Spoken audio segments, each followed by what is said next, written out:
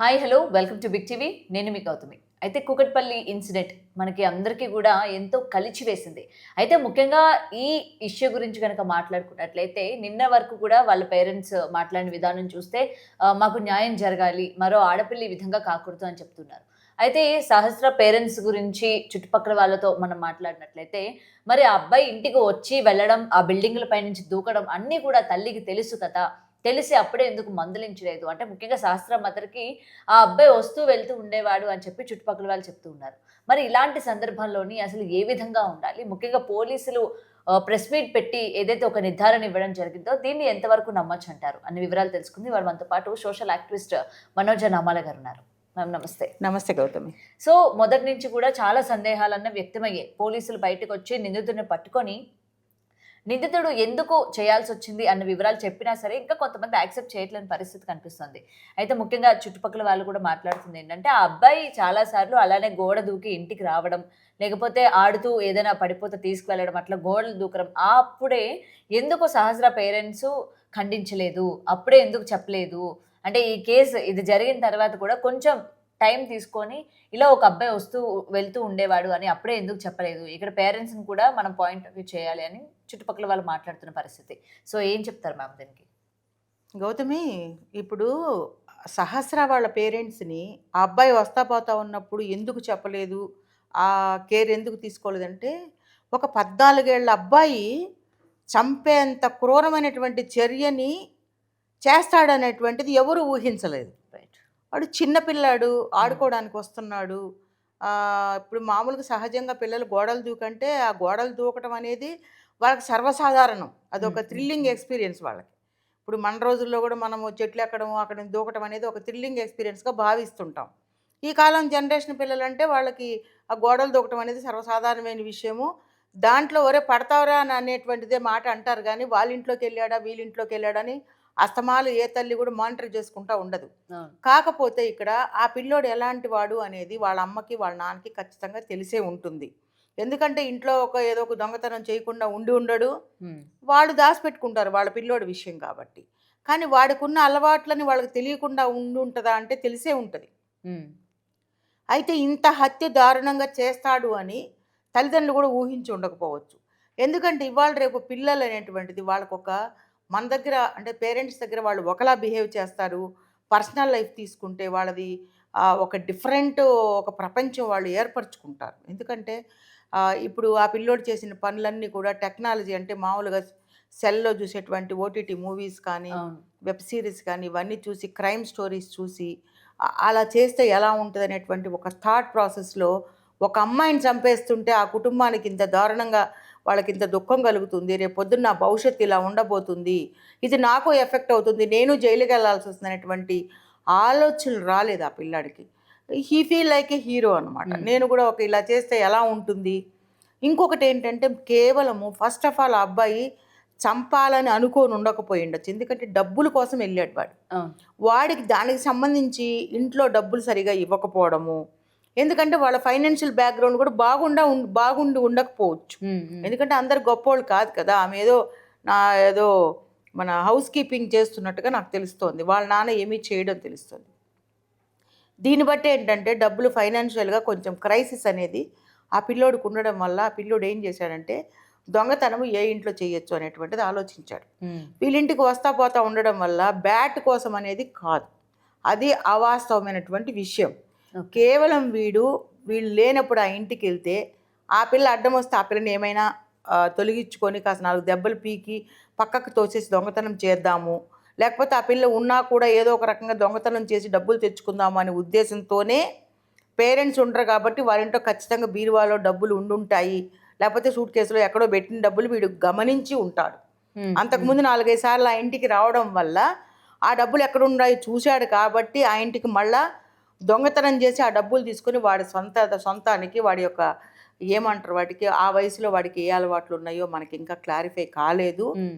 ఇప్పుడు ఆ మెడికల్ టెస్ట్‌లు కూడా చెయ్యాలి. ఎందుకంటే వాడికి ఇంకేమైనా అలవాట్లు ఉండుండొచ్చు. ఎందుకంటే పిల్లల ద్వారా ఈ మధ్య గంజాయి అవును. రకరకాలటువంటి మారక ద్రవ్యాలన్నీ కూడా పిల్లలతో కూడా సప్లై చేయించుకొని వాళ్ళకు కూడా అది అలవాటు చేసి దాని యొక్క దానికి బానిస అయ్యే విధంగా చేసేటువంటి వ్యవస్థ సమాజం వ్యవస్థ కాదు సమాజంలో ఉన్నారు కాబట్టి ఈ పిల్లల్ని వాడుకునే వాళ్ళు ఎవరైనా కూడా వీడికి అది అలవాటు చేస్తే దానికోసం ఏమైనా డబ్బులు దొంగతనం చేస్తున్నాడా, అసలు అంత డబ్బులు వాడికి ఎందుకు అవసరమైంది, ఇవన్నీ కూడా పోలీసులు ఇంట్రాగేషన్ చేయవలసినటువంటి అవసరం ఎంతైనా ఉంది.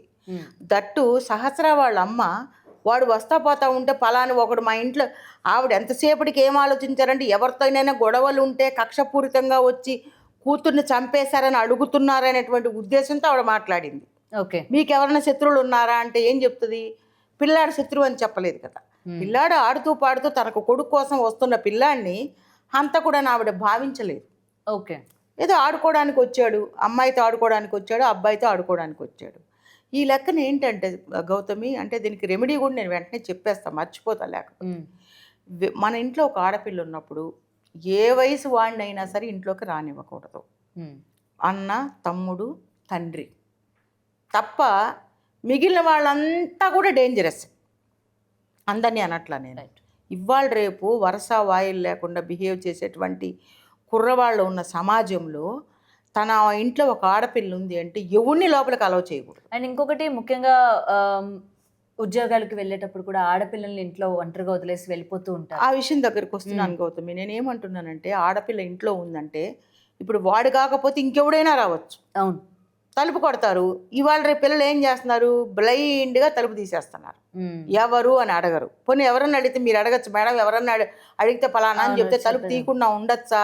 ఎవరికి తలుపు తీయాలి, ఎవరికి తలుపు తీయకూడదు తెలిసిన గొంతు అమ్మ, నాన్న, తమ్ముడు. ఇంకా నా ఫోర్త్ పర్సన్ వచ్చినప్పుడు తలుపు తీయకూడదు అన్న అంశాన్ని వాళ్ళ అమ్మ నాన్న అమ్మాయికి చెప్పు ఉండాల్సింది.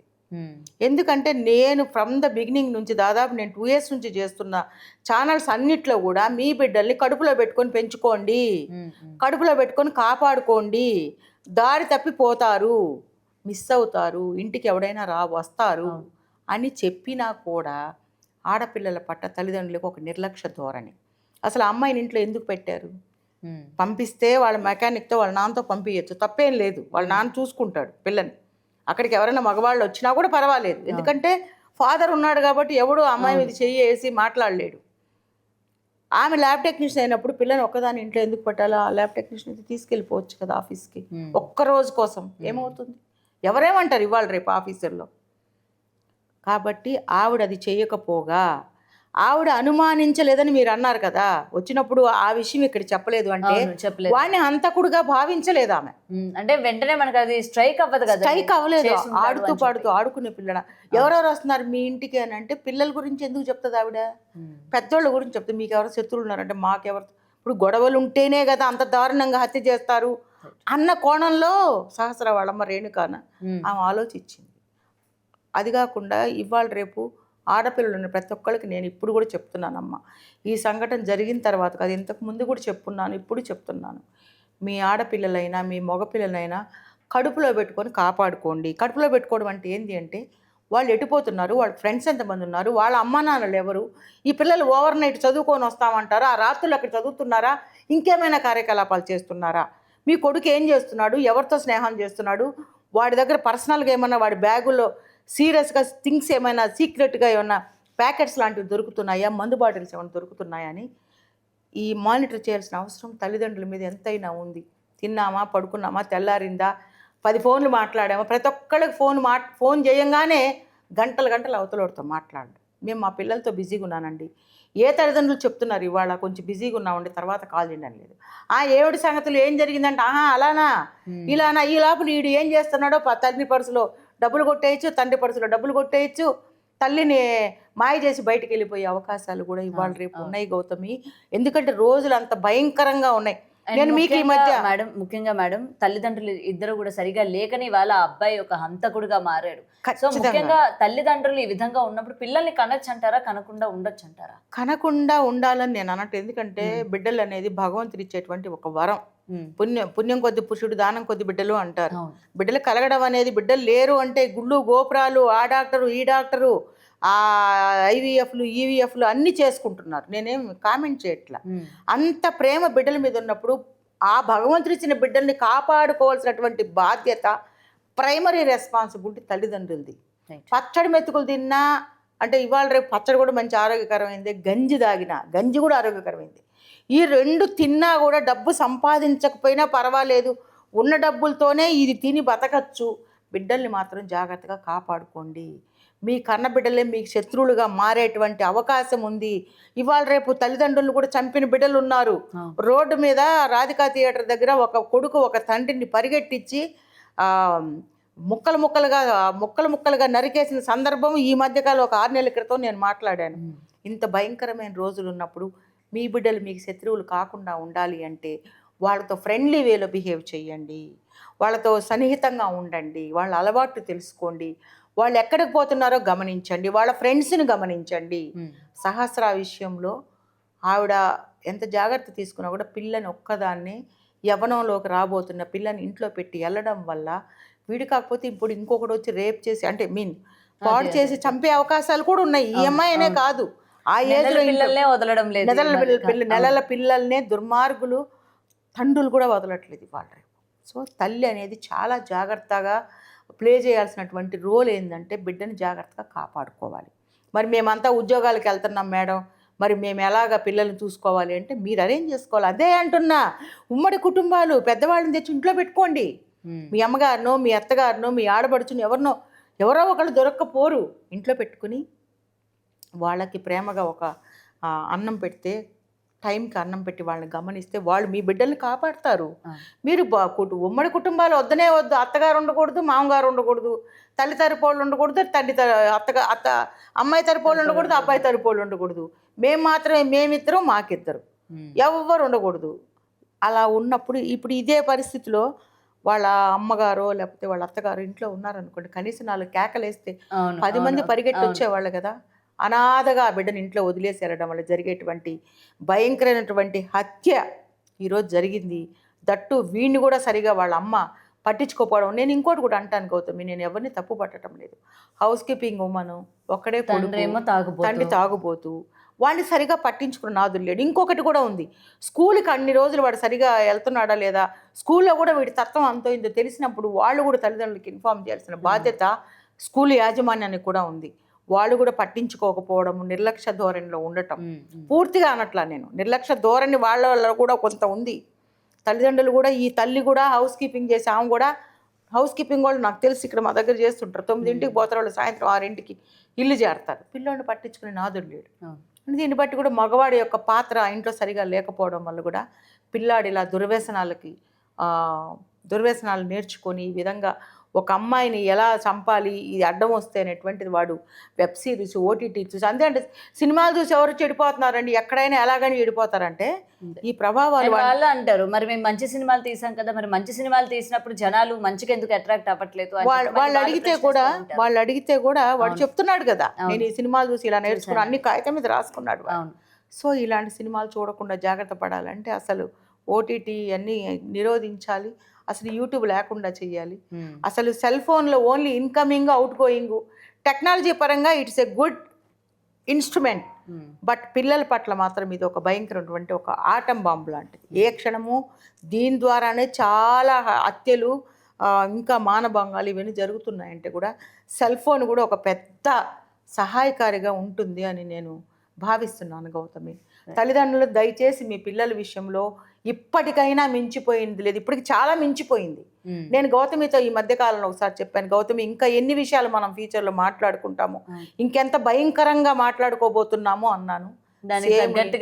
తగ్గట్టుగానే ఎవ్వరు ఊహించని విధంగా 14 ఏళ్ల కుర్రోడో 15 ఏళ్ల 14 ఒక 10 ఏళ్ల పిల్లని ఈ విధంగా చంపుతాడు. నేను చెప్పి ఉండకపోవచ్చు ఆ మాట, కానీ ఆ రోజు గౌతమితో చెప్పా.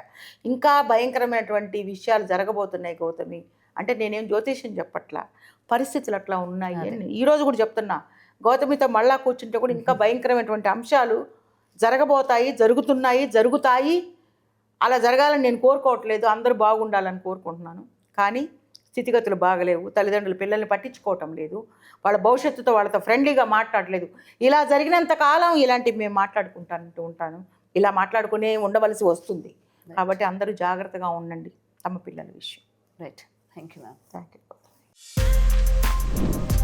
For more videos like this, subscribe Big TV channel.